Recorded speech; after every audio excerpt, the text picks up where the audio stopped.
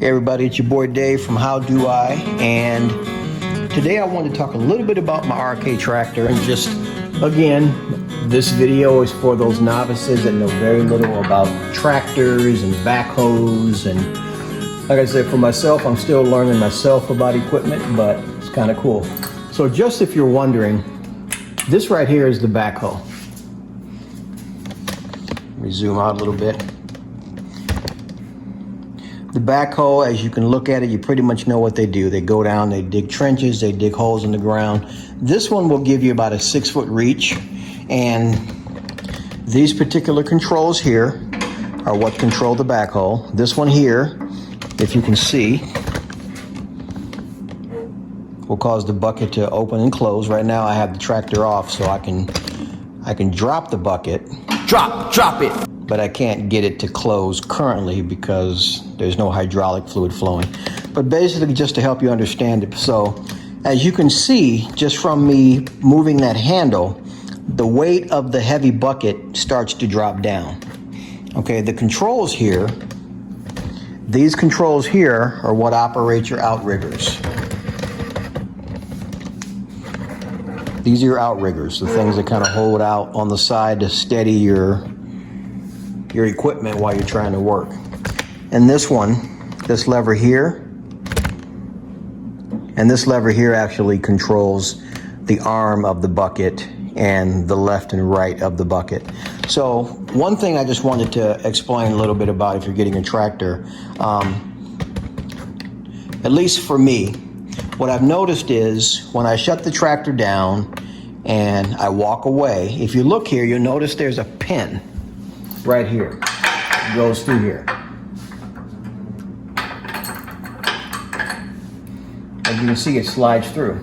So what happened if this pin was not in this little slot, what would happen is I would come out here in about an hour or maybe even tomorrow.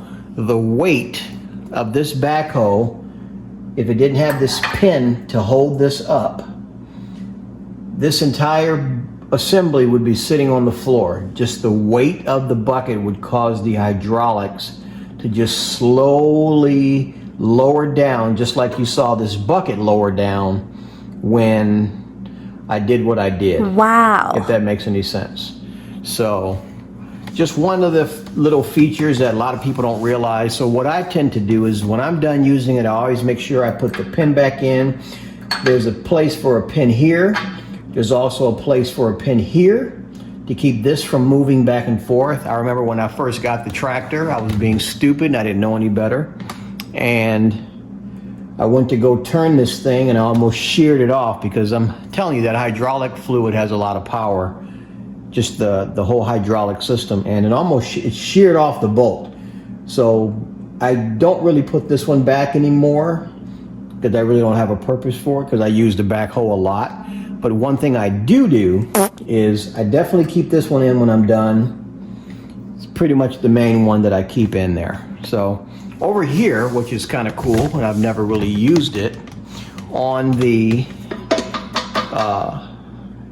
teeth or the handle, it also has another couple of pins where I can actually lower this and raise this to make the clamping portion of this a lot closer. Ever since I've had it, I've always had it in this position, but it's kind of cool to know that if I needed to lower this to give myself more gripping power with the backhoe, I can do so. So again, just another little cool thing that I can do with the backhoe.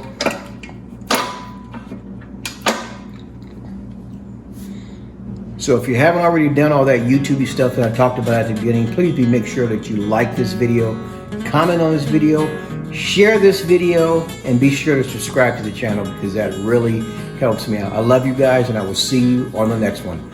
Peace.